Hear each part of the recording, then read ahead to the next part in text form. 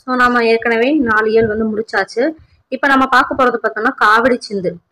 சரி, 5வது இயல். அதில் என்னென்ன பார்க்க போறோம்னு பார்த்தோம்னா காவடி சிந்து, விக்ரம சோழ உலா, செய்தி உருவாகும் கதை, மதியினால் சதியை வெல்லலாம், அடுத்து தொகாநிலை. ஓகேங்களா, இலக்கணத்துல தொகாநிலை. ஓகே, போலாம். ஸோ நம்ம ஃபர்ஸ்ட் பார்க்க போறது பார்த்தோம்னா காவடி சிந்து. ஓகேங்களா, புள்ளி கலாப மயிர் புதவனாக, இது எப்படி சேர்த்து வருமா? ஓகே, சேர்த்த வரும். ஸோ புள்ளி கலாப மயிர் பாகன் சக்தி, புதவனான கனயோகன் மலை, கோலதான் திரண்டு கோல 12 வாகன் நவ்வி வேகன், வள்ளிக்கிசைந்த முருகேசன், அண்ணா மலை கவிராசன் மகிழ்நேசன் என்றும் வாழும் கழுகுமலை, வாவிபலம் சொல்லுவேன் மாதே கேளிப்போதே அப்படின்னு சொல்லிட்டு ஒரு பாடல். ஸோ இது வந்து காவடி சிந்து. ஸோ காவடி சிந்துன்னு நம்மளுக்கு நல்லாவே தெரியும். அண்ணாமலையார் தான் காவடி சிந்தின் தந்தைன்னு கூட தெரியும். ஓகே, இதில் என்ன சொல்றாங்கன்னா, பெண்ணே அழகிய புள்ளிகளை உடைய மயிலை உடையவன் முருகன். ஸோ உமையவளின் மகன், சிறந்த பேறு பெற்றவன், மலை போன்ற திரண்ட அழகிய 12 தோள்களை உடையவன். 12 எத்தனை தோல்? 12 தோல். 12 என்னது? 12 தோல் உடையவன், சீரிய ஞானமுடையவன், வள்ளிக்கு பொருத்தமானவன், அண்ணாமலை கவியரசனின் மகிழச் செய்யும் அன்பன்.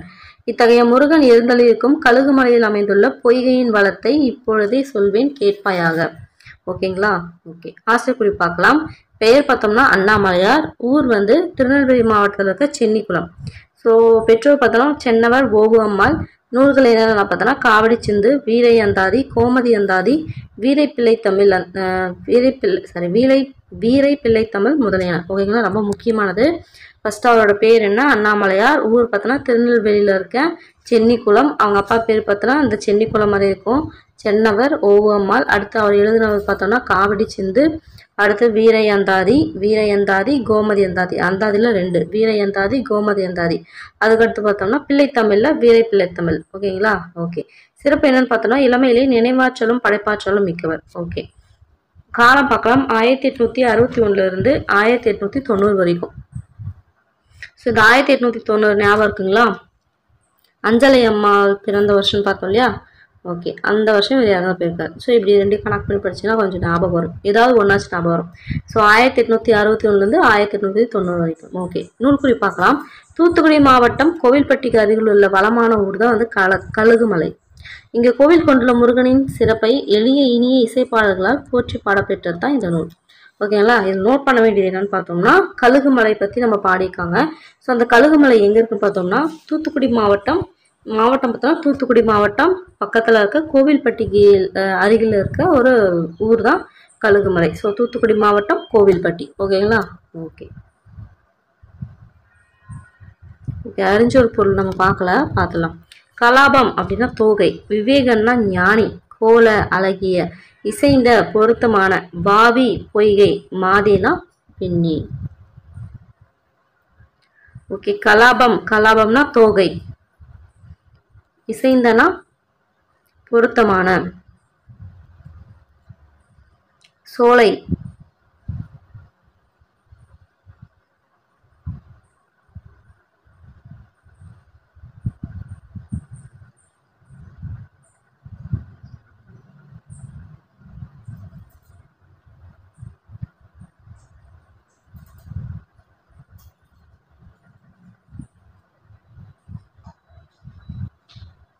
வாவினா பொய்கை.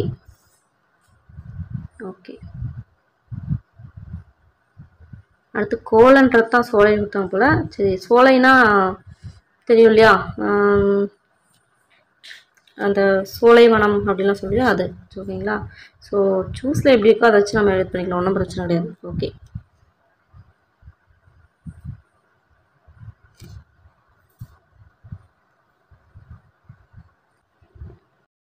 ஸோ 12 எப்படி பிடிக்கலாம்னா 10 கூட்டல்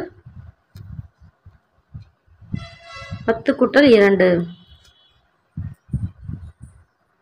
ஓகேங்களா? வள்ளிக்கு இசைந்த அப்படின்னா வள்ளிக்கு கூட்டல் இசைந்த. ஓகே, காவடி சிந்து பாடியவர் அண்ணாமலையார். அண்ணாமலையார் பிறந்தவர் திருநெல்வேலி பக்கத்தில் இருக்க சென்னிக்குளம். ஓகே, அடுத்து வந்து விக்ரம சோழ உலா.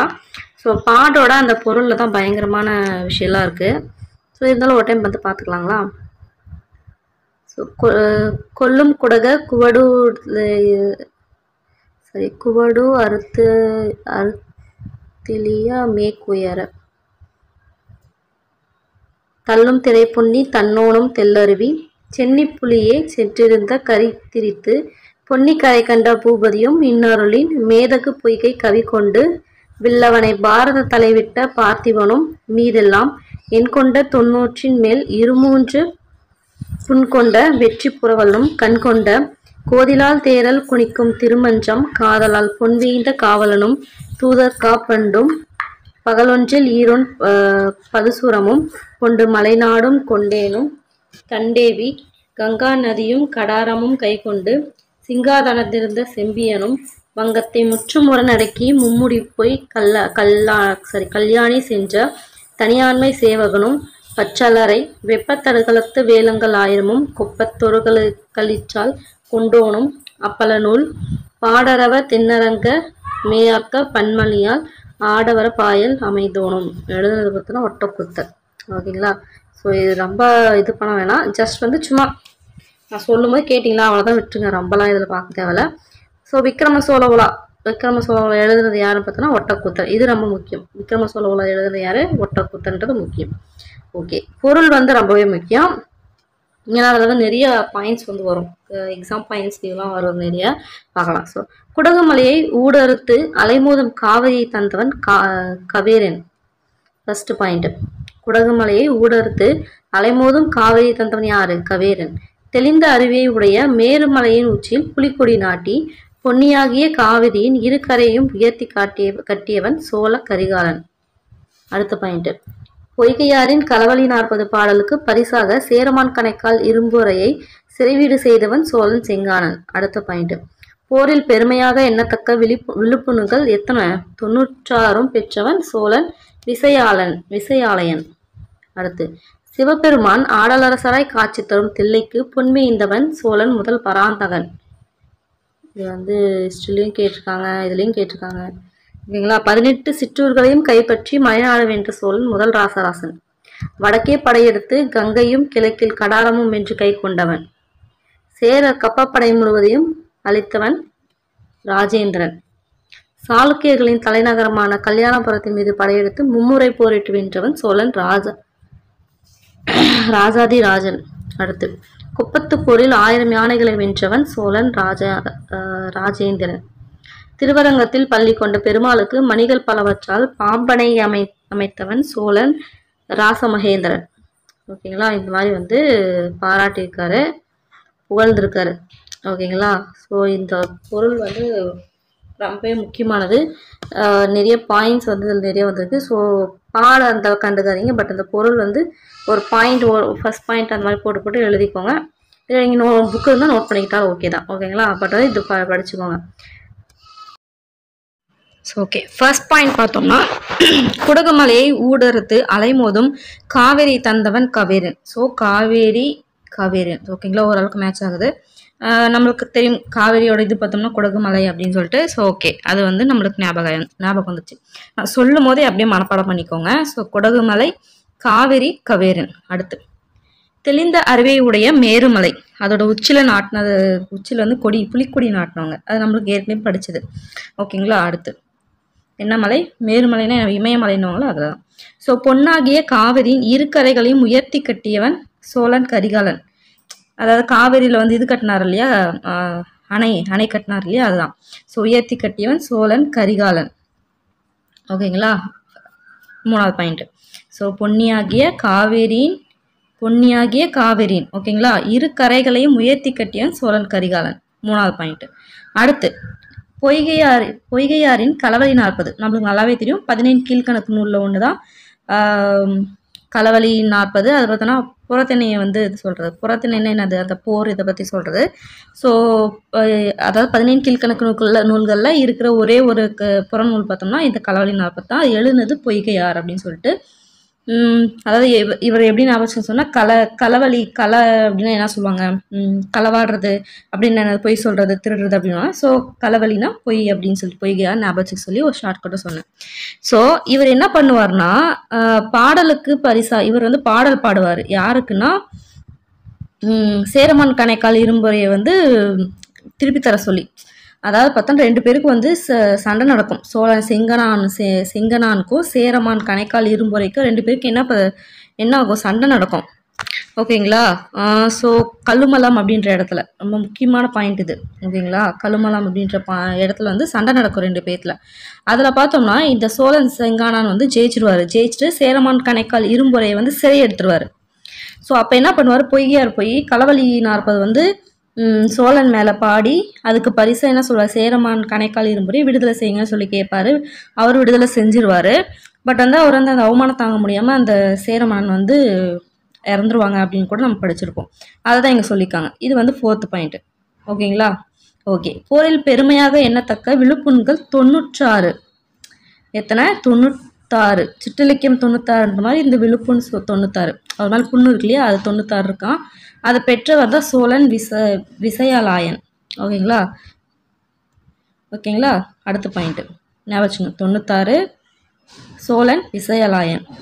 அடுத்து சிவபெருமான் ஆடல் அரசனாய் காட்சி தரும் தில்லைக்கு பொன்வேய்ந்தவன் சோழன் முதல் பராந்தகன். இது நம்ம சும்மா கேட்ட கொஷின், அடிக்கடி நம்ம கேட்குற கொஷின். முதல் பராந்தகன் வந்து பார்த்தோம்னா சிவபெருமான் இது பண்ணுற தில்லைக்கு வந்து பொற்குறை வேந்தவன் படிச்சிருப்போம் அடிக்கடி. ஸோ அதை யாருன்னு பார்த்தோம்னா முதல் பராந்தகன். முடிஞ்சாச்சா. அடுத்து இதெல்லாம் நான் சொல்லும் போது நீங்கள் அப்படியே இது பண்ணியிருக்கணும். 18 சிற்றூர்களையும் கைப்பற்றி மலைநாடு வென்றவன் சோழன் முதல் ராசராசன்.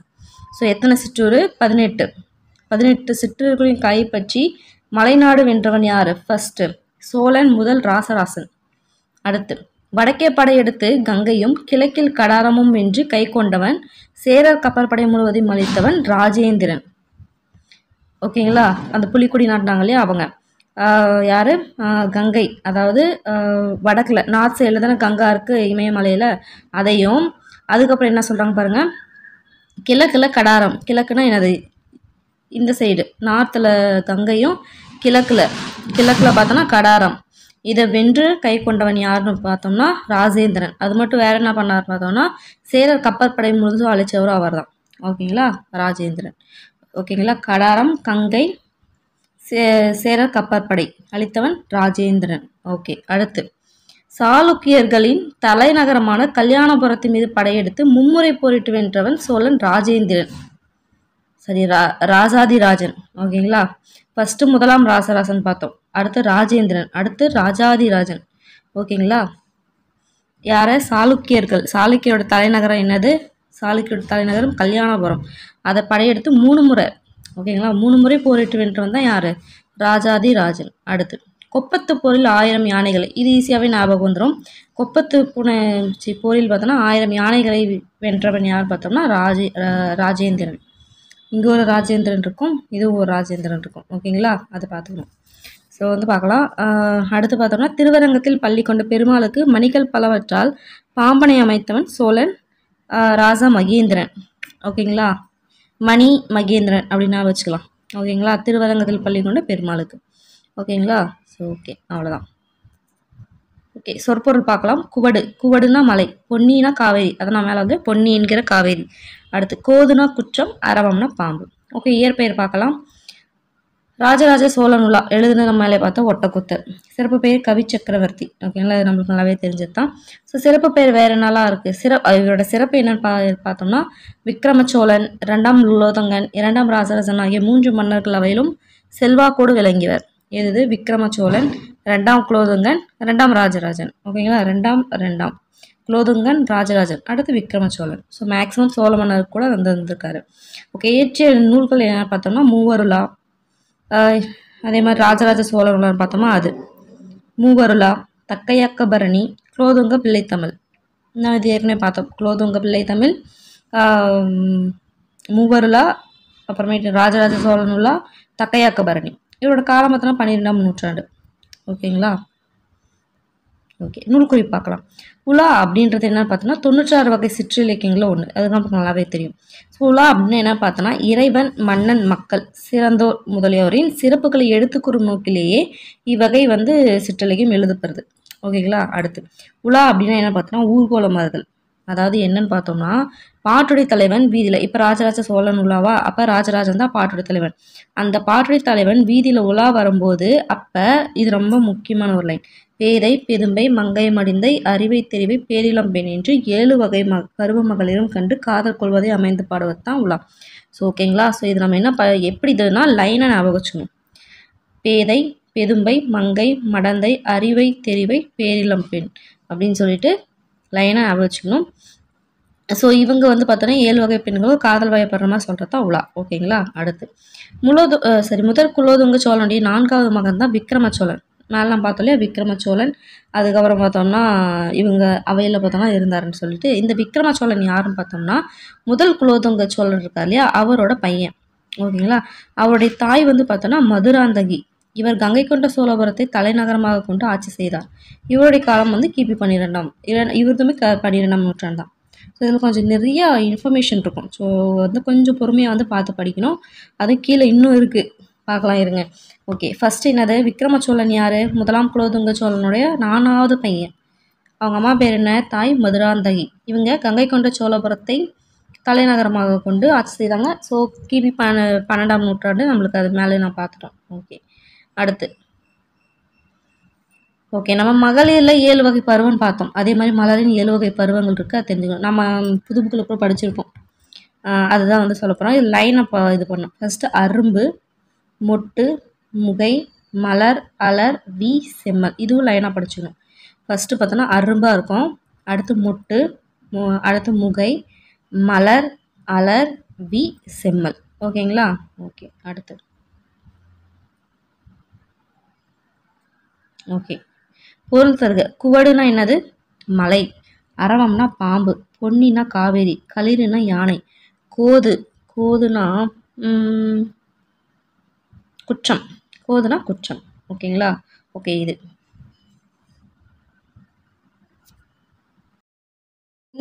தெல்லறிவு அப்படின்றது எப்படி பிரிப்பாங்கன்னு பார்த்தோம்னா தென்மை 3 சுழியன், தென்மை கூட்டல் அறிவு, அருவி.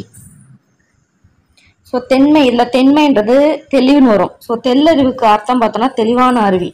அதை பிரிக்கும் போது பார்த்தோன்னா தென்மை கூட்டல் அருவின்னு வரும். ஓகேங்களா. அடுத்து இன்னருள் அப்படின்னா இனிமை கூட்டல் அருள் வரும். ஓகே, கோது இல்லா. கோதுன்னா நம்ம பார்த்தோம் இல்லையா குற்றம், கோது கூட்டல் இலா. ஓகே, அடுத்து 9, 2 கூட்டல் 9. ஓகேங்களா. 2.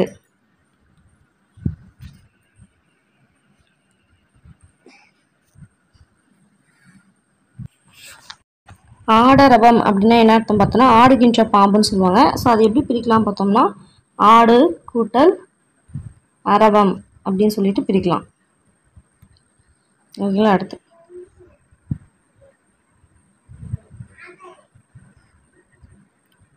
தெற்கு கூட்டல் அரங்கம் எப்படி சேர்த்து எழுதலாம் அப்படின்ட்டு, தெற்கு கூட்டல் அரங்கம் தென்னரங்கம் அப்படின்னு சேர்த்து எழுதலாம். பகல் ஒன்று பார்த்தோன்னா இல்லு கூட்டல் லோ வரும், அதை அப்படியே சேர்த்துங்க, பகலொன்று.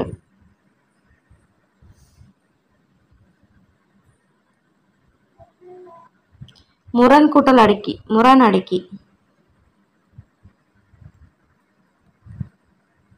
3 கூட்டல் முடி.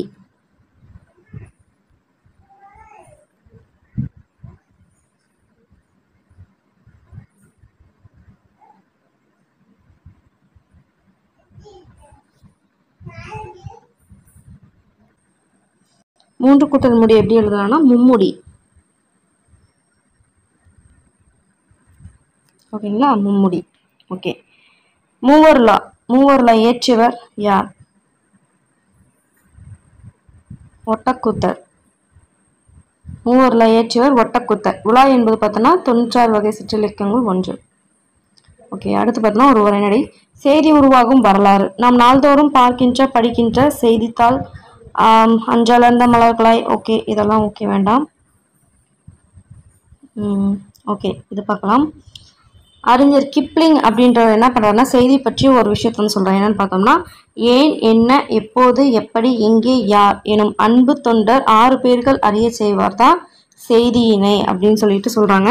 ஸோ இது சொன்னது யாருன்னு பார்த்தோம்னா அறிஞர் கிப்ளிங். ஸோ இந்த 6 கேள்விக்கு பதில் சொல்கிறது தான் பார்த்தோம்னா செய்தி. ஸோ கிப்ளிங் இது சொன்னது யாருன்னா அறிஞர் கிப்ளிங்.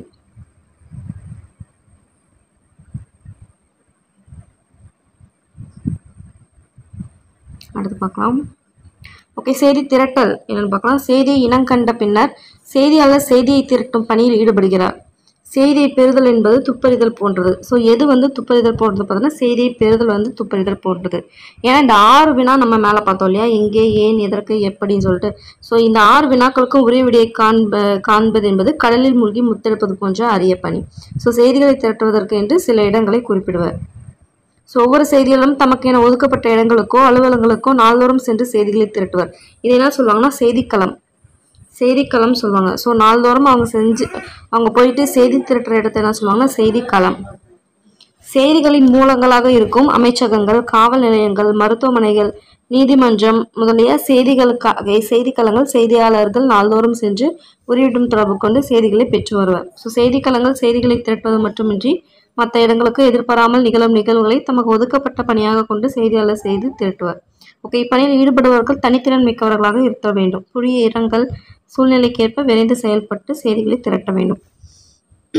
ஓகே, அதுக்கு முறைகள் என்னென்ன அப்படின்னு பார்த்தோம்னா செய்திகளை திரட்ட பொதுவான சில முறைகள் உள்ளன. அது என்னென்ன அப்படின்னு பார்த்தோம்னா நிகழ்ச்சியில் பங்கேற்கிறது. ஃபர்ஸ்ட் பார்த்தோம்னா செய்தியாளர் வந்து நிகழ்வு வந்து நடைபெற இடத்துல நேரடியாக அங்கே இடத்துக்கு போகணும். ஃபார் எக்ஸாம்பிள் பார்த்தோம்னா லண்டன் டைம்ஸ் இதில் செய்தியாளர் இந்திய சீன போர் நடந்துச்சு. ஸோ அந்த டைமில் நேரடியாக போர் நடக்கிற இடத்துக்கே போயிட்டு என்ன பண்ணாங்கன்னா செய்தி திரட்டினாங்க. ஸோ அதே மாதிரி இந்தியன் எக்ஸ்பிரஸ் செய்தியாளர் என்ன பண்ணாங்கன்னா டெல்லியில் இருக்க சிறைச்சாலையில் அதோட நிலை பற்றி அறிய அந்த சிறைச்சாலைக்கே செய்தியில் சென்று திரட்டினாங்க. ஸோ இதில் கொஸ்டின் ஏரியா பார்த்தோம்னா ஸோ யார் வந்து இந்திய சீன போருக்கு போனாங்க, அதே மாதிரி டெல்லியில் இருக்க சிறைச்சாலைக்கு போனவங்க யார் அப்படின்னு சொல்லி கேட்பாங்க. ஸோ இந்திய சீன போருக்கு போனது லண்டன் டைம்ஸ், தில்லி இருக்க சிறைச்சாலைக்கு போனது இந்தியன் எக்ஸ்பிரஸ். அடுத்த ப்ராசஸ் என்னன்னா நிகழ்ச்சியின் பார்வையாளராகுதல். ஒரு செய்தியாளர் வந்து பார்வையாளராக இருந்து செய்தியை திரட்டுதல் பொதுவான முறை. ஸோ பொதுவான முறை என்னன்னு சொல்லி கேட்டோம்னா பார்வையாளராக இருந்து செய்தியை திரட்டுறது. ஓகே, விளையாட்டு போட்டி, புகழ்பெற்ற விசாரணைகள், சட்டமன்ற நடவடிக்கைகள், மாநாடுகள், பொதுக்கூட்டங்கள் ஆகியவற்றுக்கான செய்தியாளருக்கு தனியிடம் ஒதுக்கியிருப்பர். ஒரு இடத்திற்கு பார்வையாளராக செல்லும் செய்தியாளர் அங்கு நடைபெறும் நிகழ்ச்சியின் பின்புலத்தை நன்கு அறிந்திருக்க வேண்டும். சான்றாக சட்டமன்ற நிகழ்வுகளை பார்வையிட செல்லும் செய்தியாளர் சட்டமன்றத்தின் விதிமுறைகளையும் நடைமுறைகளையும் தெரிந்து வைத்திருத்தல் இன்றியமையாது. ஓகே, அடுத்து என்ன பண்ணணும்னா வினாவை வந்து கேட்கணும், கொஷின் கேட்கணும். ஒரு நிகழ்ச்சியில் பங்கு பெற்றவர்களை கண்டு அவர்களிடத்தில் வினாக்கள் மூலம் செய்திகளை திரட்டுவது ஒரு முறை. இதனை சிறப்பாக திட்டமிட்டு நேர்காணலுக்கு வழிவகை செய்தல் வேண்டும். நிகழ்ச்சியின் தன்மையை பொறுத்து வினாக்களை முதலிலேயே தொகைப்படுத்தியும் முறைப்படுத்தியும் வைத்துக் கொள்ள வேண்டும். இவ்வாறு திட்டமிட்டு காணும் நேர்காணலால் உரியவிடமிருந்து முழுமையான செய்திகளை பெறலாம் அப்படின்றாங்க. அதுக்கடுத்த ஸ்டெப் பார்த்தோம்னா படித்தறிதல். ஸோ செய்திகளை திரட்டுவதற்காக செல்லும் செய்தியாளர்கள் ஆழ்ந்த அகன்ற அறிவு பெற்றவர்களாக இருத்தல் வேண்டும். அரசின் அறிக்கை, வாணிக குழுக்களின் வெளியீடுகள், நிதியமைச்சரின் வரவு செலவு திட்டங்கள் எல்லாமே படித்துதான் வந்து செய்தியாளர் செய்தியை வந்து திரட்டுறாங்க அப்படின்றாங்க. அடுத்து பார்த்தோம்னா அறிவியல் ஆய்வு முறைகளை பயன்படுத்துதல். ஸோ செய்தியாளர் பார்த்தோம்னா அறிவியல் ஆய்வு முறைகளை அவற்றை எப்படி பயன்படுத்துவது என்பதையும் அறிந்திருக்க வேண்டும். புள்ளியியல் வந்து இதுக்கு உதவுது. சான்றாக பொதுமக்களின் கருத்துக்களை கூரெடுப்பு ஆய்வு வாயிலாக நடத்தலாம். ஸோ என்னட்டு பொதுமக்களோட கருத்துக்களை எது மூலமா நடத்தலாம் அப்படின்னா கூரெடுப்பு ஆய்வு, இது ரொம்ப முக்கியம். அடுத்து செய்திகளை பெறும் வாயில்கள் எப்படி பெறலாம் அப்படின்னா உள்ளூர் செய்தியாளர், வெளியூர் செய்தியாளர், சிறப்பு செய்தியாளர், ஆர்வலர்கள் மூலமாக, அரசு அறிக்கைகள், செய்தி நிறுவனங்கள் மூலமாகவும் செய்திகள் பெறலான்றாங்க. இது மட்டும் இல்லாமல் கம்பி இல்லா தந்தி, தொலைபேசி, செல்பேசி, தொலை அச்சு, தொலைநகல் இந்த மாதிரி நிறைய இருக்கு இல்லையா. ஸோ அதில் எல்லாமே வந்து பெறலாம். ஸோ செய்தியின் பகுதிகள் என்னென்ன, ஒரு செய்தியில் என்னென்ன பகுதி இருக்கும் பார்த்தோம்னா தலைப்புச் செய்தின்னு ஒன்று இருக்கும், அதே மாதிரி முகப்பு செய்தின்னு ஒன்று இருக்கும், அதே மாதிரி உடல் செய்தி அப்படின்னு சொல்லிட்டு 3 பகுதிகள் இருக்கும். கொஸ்டின் கேட்கலாம் செய்தியில் எத்தனை பகுதிகள் இருக்குன்னு கேட்பாங்க. 3 பகுதி, தலை, முகம், உடல் அப்படின்னு அமைச்சுக்கலாம். ஃபர்ஸ்ட் மேலே தலை, அங்கே முகம், அதுக்கப்புறம் கீழே உடல் அப்படின்னு அமைச்சுக்கலாம். அடுத்து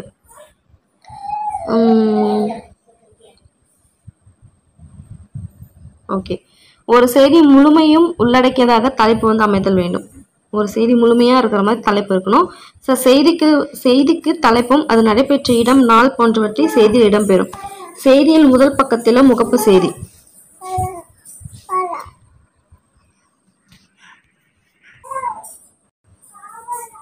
ஸோ வந்து பார்த்தோன்னா ஒரு செய்தி முழுமையும் உள்ளடக்கியதாக தலைப்பு இருக்கணும். அதே மாதிரி செய்திக்கு தலைப்பும் அது நடைபெற்ற இடம் நாள் போன்றவற்றை அந்த செய்தியில் இருக்கும்.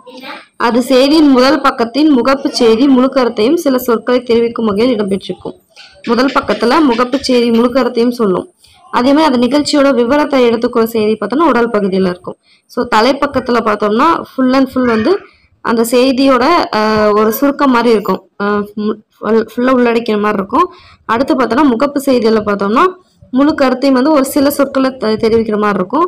அதோட உடல் பக்கத்தில் பார்த்தோம்னா ஃபுல் அண்ட் ஃபுல் வந்து அதை பற்றின ஃபுல் டீட்டெயில்ஸுமே இருக்கும். ஓகே, செய்தி உருவாகும் முறை என்னன்னு பார்க்கலாம். செய்தியாளரால் திரட்டப்பட்ட விவரங்களுடன் கூடிய செய்தியானது நாளிதழ் அலுவலகத்திற்குள்ள உதவி ஆசிரியர் குழுவுக்கு அனுப்பப்படுகிறது. செய்தியின் இன்றியமையாமையை உணர்ந்த உதவி ஆசிரியர் குழு அதனை உள்வாங்கிக் கொண்டு அந்த செய்தி நிகழ்வுக்கு ஏற்ற வகையில் தலைப்பு உள்ளதா, அதில் கூறப்பட்டுள்ள செய்திகளின் பொருள் சரியானதானா என்பதை சரிபார்த்து தேவையற்றபடி தலைப்பிலோ உள்பகுதியில் திருத்தங்கள் மேற்கொள்வாங்க. அதுக்கப்புறம் உதவி ஆசிரியர் குழு செய்த திருத்தங்களுடன் செய்தியானது மெய்ப்பு திருத்தினர் பிரிவுக்கு அனுப்பப்படும். ஸோ உதவி ஆசிரியருக்கு அப்புறம் எங்கே போனோம்னா மெய்ப்பு திருத்தினர் போவோம். அங்கே போனதுக்கப்புறம் செய்தியில் உள்ள எழுத்துப்பிழை, சந்திப்பிழை, சொற்பிழை, கருத்து பிழை எல்லாத்தையுமே சரி செஞ்சு அதை வந்து புதியபடி மீண்டும் உதவி ஆசிரியர் குழுக்கு மறுபடியும் அனுப்புவாங்க. அக்குழு அதை சரி பார்த்த பின்னாடி அந்த செய்தியானது செய்தி ஆசிரியருக்கு போகும். ஸோ உதவி ஆசிரியர், அதுக்கப்புறம் மெய்ப்பு திருத்தினர், அதுக்கப்புறம் மறுபடியும் உதவி ஆசிரியருக்கு போகும். அங்கேருந்து மறுபடியும் எங்கே போகும் பார்த்தோம்னா செய்தி ஆசிரியருக்கு போகும். ஸோ செய்தி ஆசிரியர் செய்தியின் தன்மையை அதன் இன்றியமையாமை கருத்தில் கொண்டு அதனை எந்த பக்கத்தில் தருவது அப்படின்னு சொல்லிட்டு அவங்க தான் முடிவு பண்ணுவாங்க. ஸோ நாடு தழுவிய அல்லது மாநில அளவிலான செய்தியாக இருந்துச்சுன்னா அதை தலைமை பொறுப்பில் உள்ள ஆசிரியருக்கு அனுப்புவாங்க. இது எளிய நிகழ்வாக இருந்துச்சுன்னா அந்த பதிப்பில் ஏதேனும் ஒரு இடத்தில் அச்சு செய்தி வெளியிடப்படுகிறது. ஸோ இன்றியமையாத செய்தியாக இருந்துச்சுன்னா செய்தித்தாளின் முதல் பக்கத்திலோ உள்பக்கத்திலோ கட்டமிட்டு வெளியிடப்படுகிறது. ஓகேங்களா. ஸோ தேர்ந்தெடுக்கப்பட்ட செய்திகள் பக்க வடிவமைப்பாளர் அவங்க கிட்ட அளிக்கப்பட்டு செய்தி ஆசிரியர் கூறும் இடங்களில் அவை வடிவமைக்கப்படுகின்றன. ஸோ முழுமை பெற்ற ஒரு செய்தி பக்கம் அமைந்த பின் அந்த பக்கமானது அச்சு பக்கமாக மாறுகிறது. ஓகேங்களா. பின்னர் அந்த செய்தி பக்கம் வடிவமைப்பு பிரிப்பு கொண்டு செல்லப்பட்டு அங்கே போயிட்டு அங்கே அச்சு தகடாக மாற்றம் செய்யப்படுகிறது. அதைத் தொடர்ந்து அச்சு இயந்திர பிரிவுக்கு எடுத்து செல்லப்பட்டு அச்சு இயந்திரத்தில் பொருத்தப்படுகிறது. பின்னர் தாளில் அச்சிடப்பட்டு செய்திகளாக வெளிவருகிறது. அவை கட்டப்பட்டு வண்டிகள் மூலம் பல்வேறு இடங்களுக்கு எடுத்து செல்லப்படுகிறது. ஸோ ஒரு பெரிய ப்ராசஸ் தான். அடுத்து காலம் கருதி விரைவாக செய்திகளை வெளிக்கொணர வேண்டும் என்பதால் பல்வேறு பதிப்புகளாக செய்திகள் வெளிவருகின்றன. அது எப்படி வரும்னா ஃபர்ஸ்ட் முதல் பதிப்பு, இரண்டாம் பதிப்பு அப்படின்னு சொல்லிட்டு ரெண்டா பிரிக்கப்பட்டு காலையில் வரும். அதே மாதிரி பார்த்தோம்னா 100 கிலோமீட்டர் தூரத்தில் உள்ளவருக்கும் செய்தித்தாள் அலுவலகம் அமைந்துள்ள இடத்தில் இருப்பவர்களுக்கும் ஒரே நேரத்தில் கிடைக்கும் வகையில் செய்தித்தாள்கள் அச்சிடப்பட்டு வெளியிடப்படுகின்றன அப்படின்றாங்க. ஸோ பொதுவாக ஒரு பதிப்பானது காலை பதிப்பாகவே இருந்தால் 2 மணி வரையிலும், மாலை பதிப்பாக இருந்தால் பிற்பகல் 2 மணி வரையிலும் செய்திகள் அச்சிடப்படுகின்றன. ஸோ காலை பதிப்பாக இருந்துச்சுன்னா இரவு 2 மணி வரைக்கும் இதாகும். ஸோ மாலை பதிப்பாக இருந்துச்சுன்னா பிற்பகல் 2 மணி வரைக்கும் செய்திகள் அச்சிடப்படும். நாள்தோறும் நிகழ்வு செய்திகள் இப்படித்தான் வாசகர்களுக்கு சுட சுட கிடைக்கிறது அப்படின்னு சொல்லிட்டு சொல்றாங்க. ஓகேங்களா. சரி, ஓகே. இது வந்து ரொம்ப முக்கியம். ஸோ இந்த பாக்ஸ் வந்து ரொம்பவே முக்கியம். கலை சொற்கள். புல்லட்டின்னா சிறப்பு செய்தி இதழ், டெட்லைன் குறித்த காலம், எடிட்டோரியல் தலையங்கம், ஃபேக் நியூஸ் பொய் செய்தி, ஃப்ளாஷ் நியூஸ் சிறப்பு செய்தி, ஃபோலியோ நம்பர் இதழ் எண், கிரீன் ப்ரூஃப் திருத்தப்படாத அச்சுப்படி, லேஅவுட் செய்தித்தாள் படிவமைப்பு. இதுன்னு ஒரு ப்ரீவியஸ் கொஸ்டின்ல கேட்டிருந்தாங்க, மேட்ச்ல கேட்டிருந்தாங்க. ஓகே, அறிந்து கொள்வோம். அச்சுப்பிழை திருத்த குறியீடுகள் சும்மா பார்த்துக்கோங்க, மேட்ச்ல கேட்கறதுக்கு வாய்ப்பு இருக்கு. ஸோ அது புரியுற மாதிரி தான் இருக்கும், பார்த்தாலே நமக்கு புரியுமா இருக்கும். ஸோ புள்ளி வச்சு இப்படி ரவுண்ட் பண்ணிட்டாங்கன்னா என்னது முற்றுப்புள்ளி இடுக பார்த்தாலே தெரியுது. ஸோ இது இப்படி வச்சாங்கன்னா இருப்புள்ளி இடுக. இது வந்து வினா அடையாளம் இடுக அந்த சிம்பிள்ல இருக்கு. ஸோ என்ன எழுத்தாக எழுதுக அப்படின்னு நிற்காங்க. ஸோ உள்ள நடுவில் என்ன இருக்கா, ஸோ என்ன எழுத்தாக எழுதுக. அடுத்து உள்ள வந்து எழுத்து இருந்துச்சுன்னா என்னது எழுத்தை வந்து என்ன எழுதுங்க அப்படின்றாங்க. ஸோ உள்ள வந்து எண் இருந்துச்சுன்னா எண்ணை வந்து எழுத்தை எழுதணும். ஸோ உள்ள வந்து இது இருந்துச்சுன்னா எழுத்து இருந்துச்சுன்னா அந்த எழுத்து வந்து ஃபர்ஸ்ட் ஒரு எழுத்து வந்து என்ன எழுதணும். ஓகே, இப்படி ஈக்குவல் டு மாதிரி இருந்துச்சுன்னா வரியை நேர் செய்கன்னு அர்த்தம். இது வந்து இடைவெளியின்றி சேர்க்க அப்படின்னு அர்த்தம். ஸோ இப்படி போட்டாங்கன்னா பத்தியை இணைக்க, இது இடைவெளி விடுக, இது இடைவெளி இன்றி, இது பார்த்தோம்னா இடைவெளி விடுக. அடுத்து எழுத்தையோ சொல்லையோ சேர்க்க அப்படின்னு சொல்லி இப்படி போடுவோம் இல்லையா. நம்ம நடுவில் ஏதாவது கேப் வரும், கேப் வந்துச்சு என்ன பண்ணுவோம், அதுக்கு நடுவில் இப்படி கீழே போட்டு மேலே எழுதுவோம் இல்லையோ, ஸோ அதை எழுத்தையோ சொல்லியே சேர்க்கவும். டி அப்படின்னா எழுத்தையோ சொல்லியோ நீக்கு. டினா டெலிட்னா என்னது நீக்குக. எஸ்சி அப்படின்னா என்னது, அதாவது கேப்ஸ் லெட்டருக்கு கீழே சின்ன லெட்டருக்கு அப்படின்னு என்ன அர்த்தம், பெரிய எழுத்தை சின்னதாக மாற்றணும். இதே போல்டுன்னு போட்டாங்கன்னா என்ன, தடித்த எழுத்துல மாற்றணும். எஸ்டேட் அப்படின்னா உள்ளதை இருக்கிறது வந்து இருக்கிற மாதிரியே இருக்கணும் அப்படின்றாங்க. சும்மா ஒரு டைம் பார்த்துக்கோங்க. ஸோ அந்த சிம்பிளை பார்த்தாவே நம்மளுக்கு நல்லாவே தெரியும். ஓகேங்களா. ஓகே, இந்த இது பார்த்தோன்னா ரொம்பவே முக்கியமானது. இது காரிருள் அகத்தில் நல்ல கதிரொலினி, ஒரு ப்ரீவியஸ் கொஸ்டினுமே கூட. காரிருள் அகத்தில் நல்ல கதிரொலினி, இந்த பாரினை துயில்வோர் கண்ணீர் பாய்ந்திடும் எழுச்சினிதான். ஊரினை நாட்டை இந்த உலகினை ஒன்று சேர்க்க பேரறிவாளர் நெஞ்சில் பிறந்த பத்திரிகை பெண்ணே அப்படின்னு சொன்னது பாரதிதாசன். ஸோ பத்திரிகையை வந்து இது பண்ணி சொல்லியிருக்காங்க. ஓகேங்களா. ஓகே, பிரித்து எழுதுக. செய்தித்தாள், செய்தி கூட்டல் தாள், இது மட்டும் எடுத்துடணும். ஓரிடம், ஓர் கூட்டல் இடம். ஓகே, வான் கூட்டல் ஒளி, வானொலி, நோ வானொலி. சொல்பிழை அப்படின்றது இல்லுக்கு பதிலாக இரு போட்டுக்கோங்க, சொற்பிழை அப்படின்னு வரும். ஓகே, செய்தி பெறுதல் என்பது என்ன போன்றதாகும், அது ஒரு நிமிஷம் இருந்துச்சு. துப்பறிதல், துப்பறிதல் போன்றது, ஒரு செய்தியை வந்து கலெக்ட் பண்றது. அடுத்து, பொதுமக்களின் கருத்துக்களை எது வாயிலாக அறியலாம், கூரெடுப்பு ஆய்வு, அது வாயிலாக அறியலாம். மேலே நான் சொன்னேன் இல்லையா, கூரெடுப்பு ஆய்வு வாயிலாக அறியலாம். ஓகே, அடுத்து வந்து ஒரு துணைப்பாடம். ஸோ இந்த துணைப்பாடம்லாம் ரொம்ப ஒரு முக்கியமான இதெல்லாம் எது கிடையாது, ஜஸ்ட் வந்து ஒரு கதை மாதிரி தான். வேணா கூட படிச்சுக்கோங்க, பட் தேவையில்லை. ஓகே, நம்ம ஸ்ட்ரைட்டாக இலக்கணம் போயிடலாம். ஏற்கனவே நம்ம தொகை நிலை தொடர் பார்த்தோம். இப்போ நம்ம பார்க்க போகிறது தொகா நிலை தொடர். ஸோ தொகா நிலை தொடர் அப்படின்னா என்னன்னு பார்த்தோம்னா, தொகை நிலைன்னா மறைஞ்சு வரும்னு பார்த்தோம். இதே தொகா நிலை அப்படின்னா என்னன்னு பார்த்தோம்னா எதுவுமே மறையாம வரும். ஒரு ரெண்டு சொல் இருக்குன்னா அந்த ரெண்டுக்கும் நடுவில் உருவோ இல்லை பொருளோ எதுவுமே மறையாம வந்துச்சுன்னா அதுதான் தொகா நிலை தொடர் அப்படின்றாங்க. அது வந்து பார்த்தோம்னா 9 வகைப்படும். ஓகேங்களா, 9 வகைப்படும். ஸோ தொகை நிலை பார்த்தோம்னா 6, இது பார்த்தோம்னா 9. என்னென்னு பார்த்தோம்னா எழுவாய் தொடர், விழித்தொடர், வினைமுற்று தொடர், பெயரச்ச தொடர், வினையச்ச தொடர், வேற்றுமை தொகாநிலை தொடர், இடைச்சொற்றொடர், உரிச்சொற்றொடர், அடுக்கு தொடர். ஓகேங்களா. ஸோ ஒன்னொன்று என்னென்னு சொல்லி பார்க்கலாம். ஸோ கபிலன் வந்தான், இதில் கபிலன் என்னும் எழுவாயை தொடர்ந்து வந்தான் என்னும் பயனிலை வந்துள்ளது. ஸோ அது நடுவில் வந்து எதுவுமே எக்ஸ்ட்ராவாக ஆட் பண்ணலை, உருவோ இல்லை எதுவுமே மறைஞ்சு வரல. ஸோ அதனால் இது எழுவாய் தொடர். ஓகேங்களா. ஸோ கதிரவா வா அப்படின்னா என்னன்னா கூப்பிட்ற மாதிரி இருக்கும், விழித்தொடர்னா என்னது கூப்பிட்றதுன்னு அர்த்தம். ஸோ அந்த மாதிரி வந்துருக்கு, நடுவில் எதுவுமே மறைஞ்சு வரல. ஸோ இது வந்து விழித்தொடர். அடுத்து கண்டேன் சீதையை, இதில் பார்த்தோன்னா வினைமுற்று முதலில் வந்து பெயரை தொடர்கிறது, அதனால் இது வினைமுற்று தொடர். ஸோ கண்டேன் அப்படின்றதுல என்னது வினைமுற்று. ஸோ அது ஃபர்ஸ்ட் வந்திருக்கிறதுனால இது வினைமுற்று தொடர் அப்படின்வாங்க. ஓகே, விழுந்த மரம், இதில் விழுந்த என்ற எச்சவினை மரம் என்னும் பெயர் சொல்ல முடிவதால் பெயரெச்சம். ஸோ நம்மளுக்கு பெயரெச்சம்னா நல்லாவே தெரியும். ஒரு வினையெச்சம் எச்ச வினை பக்கத்தில் பார்த்தோம்னா ஒரு பெயர் சொல் கூட வந்துச்சுன்னா அதுதான் என்னது பெயரெச்சம். இதே வினையெச்சம் கூட வினை வந்துச்சுன்னா அது வினையெச்சம். ஓகேங்களா. ஸோ அதுதான் அடுத்து வர்றது, அதுதான் ரெண்டுக்கு வித்தியாசம் தெரிஞ்சுக்கணும். ஓகே, வீட்டை கட்டினான், இதில் ஐ அப்படின்றது பார்த்தோம்னா வெளிப்படையாகவே வந்திருக்கு.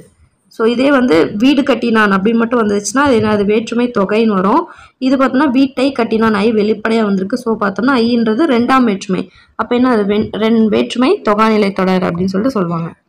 அடுத்து இடைச்சொற்றொடர். ஸோ வந்து இதில் மற்ற கூட்டல் ஒன்று அப்படின்றது பார்த்தோம்னா மற்றுன்றது இடைச்சொல்லை அடுத்து ஒன்று என்னும் சொல் தொடர்ந்து வருது.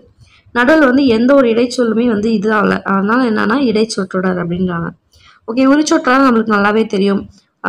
கடி, கூர், களி இந்த மாதிரிலாம் வரும் இல்லையா, மா இதெல்லாம் வந்துச்சுன்னா என்னது உரிச்சொற்றொடர் அப்படின்னு சொல்லுவோம். ஸோ மாமுனிவர் உரிச்சொற்றொடர்.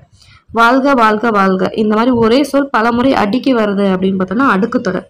இது இரட்டை கிளவின்னு ஒன்று இருக்கும், அது என்னன்னு பார்த்தோம்னா ரெண்டுக்கு இருக்க வித்தியாசம் என்னன்னா அடுக்கு தொடரை பிரிச்சோம்னா பொருள் தரும்.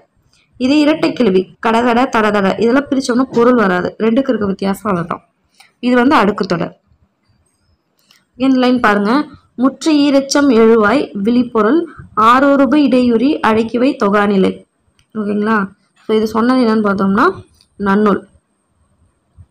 முற்று ஈரச்சம் எழுவாய் விழிப்பொருள் உருவு இடை உரி அடுக்கு இந்த மாதிரி எல்லாம் வரத்தா தொகாநிலை அப்படின்றாங்க. ஓகே, நம்ம என்ன தான் சொல்லலை, இரட்டை கிளவிக்கும் மடுக்கு தொடருக்கும் என்ன வித்தியாசம் அப்படின்னு சொல்லிட்டு. ஸோ ஒரு எக்ஸாம்பிள் எடுத்துக்கலாம். பாம்பு பாம்பு கலகலன்னு இருக்கலாம். ஸோ இதுக்கு ரெண்டுக்கு இருக்க வித்தியாசம் என்னன்னு பார்த்தோம்னா, இது பார்த்தோம்னா இந்த மாதிரி பிரிஞ்சு தான் வரும், நடுவில் கேப் வரும். இதில் வந்து கேப் வராது. அந்த மாதிரி கேப் வந்துச்சுன்னா அதுக்கு வந்து மீனிங்கே வராது, பொருள் வராது. ஸோ அதுதான் ரெண்டுக்கு இருக்க வித்தியாசம்.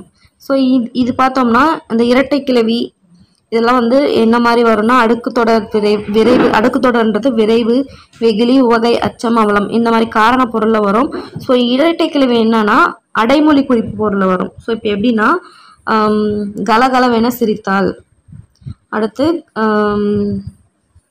வேற என்ன, குடுகுடு என்று ஓடினான். ஸோ இந்த மாதிரி ஒரு வினைச்சொல்லுக்கு அடைமொழியாக வரத்தான் பார்த்தோம்னா இரட்டை கிளவி. ஓகேங்களா? ஸோ இதெல்லாம் ஸ்டேட்மெண்ட்டில் கொடுத்து கேட்பாங்க. ஓகே, இதில் பார்க்கலாம். கண்ணன் வந்தான் என்பது எழுவாய் தொடர். இது போல பிற தொகாநிலை தொடர்கள் வரும்படி கோடிட்டிடங்களில் நிரப்புக. விழித்தொடர் எப்படி எழுதுறோம்னா கண்ணா வா. பெயரெச்ச தொடர் அப்படின்னு பார்த்தோம்னா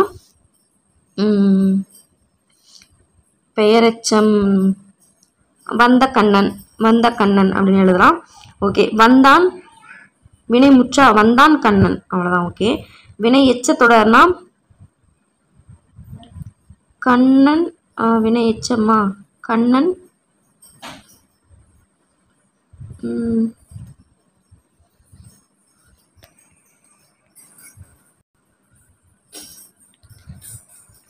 கண்ணன் நின்று வந்தான். ஸோ நின்றுன்றது இதில் வினையச்சம். ஸோ வினையச்ச தொடர். வேற்றுமை தொடர் கண்ணன் கயிற்றை கட்டினான். ஸோ கயிற்றை கட்டினான்ல ஐ வந்து வெளிப்படையாக வருது. ஸோ இது வேற்றுமை தொடர். ஓகே, போகிறதுக்கு பார்க்கலாம். வினைமுற்று தொடர் வந்தான் ராமன். விழித்தொடர் கண்ணாவா. பெயரெச்ச தொடர் உடைந்த நாற்காலி. வினையச்ச தொடர் வந்து நின்றார். கோடிட்ட இடங்களை நிரப்புக. மரக்கிளை சடசட என முறிந்தது. தங்கம் தகதகவென மின்னுகிறது. வா வா வா என்பது அடுக்கு தொடர் ஆகும். ஓகே, மற்று பிற என்னும் தொடரில் மற்று என்பது என்னன்னு பார்த்தோம்னா இடைச்சொல். சால பசித்தது இது என்னன்னா உரிச்சொல். சால, உரு, தவ, கனி, கூர்களி, கடி இதெல்லாம் பார்த்தோம்னா உரிச்சொல். கூடி பேசினர் இது என்னன்னு பார்த்தோம்னா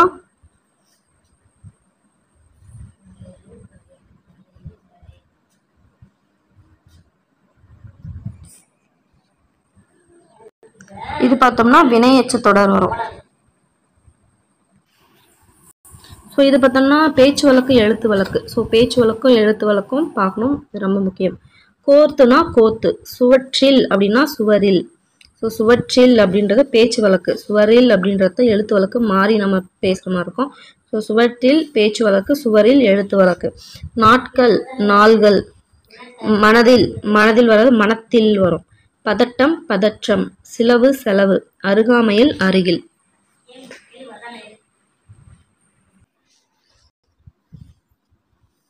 ஓகே, இதில் பார்த்தோம்னா என்ன பிள்ளைன்னு பார்த்தோம்னா அதாவது ஒரு அப்படி அதுக்கு வந்து ஒரு ஃபஸ்ட்டு வந்து ஒரு ரூல்ஸ் இருக்குது. அது என்னன்னு பார்த்தோம்னா அதாவது உயிரெழுத்து வந்துச்சுன்னா அதுக்கு முன்னாடி ஓர் வரும்.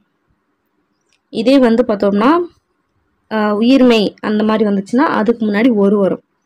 ஸோ இந்த ரூல்ஸ் வந்து எப்பவுமே மறக்கக்கூடாது. ஓனா உயிர், ஊனா சரி மெய்யெழுத்து அப்படின்னு பார்த்தோம்னா உயிர்மை எழுத்து அப்படின்னு பார்த்தோம்னா ஒரு. ஓகேங்களா? அதுதான் இங்கே கொடுத்துருக்காங்க. ஸோ ஓர் மாவட்டம் ஓர் அமைச்சர்னு வந்திருக்கு.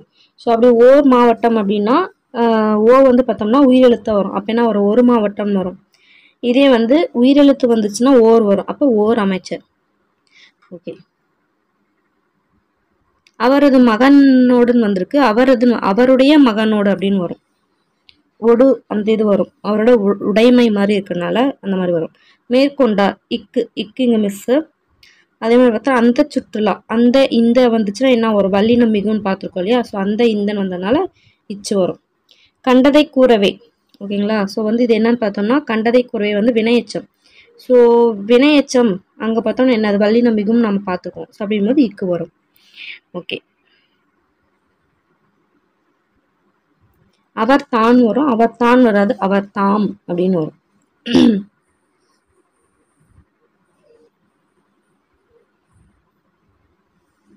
ஸோ ஓகே, இது என்ன பார்க்கலாம். இரண்டு என்பது தமிழன். இரண்டுனா என்னது? இரண்டு மாதிரி இருக்க ஊ. ஏழு, ஏழுனா என்னது? ஏ மாதிரி இருக்கா? ஏ. 11னா காக்கா. 18 கா ஆ. 20 2னா ஊ, பக்கத்துல 0.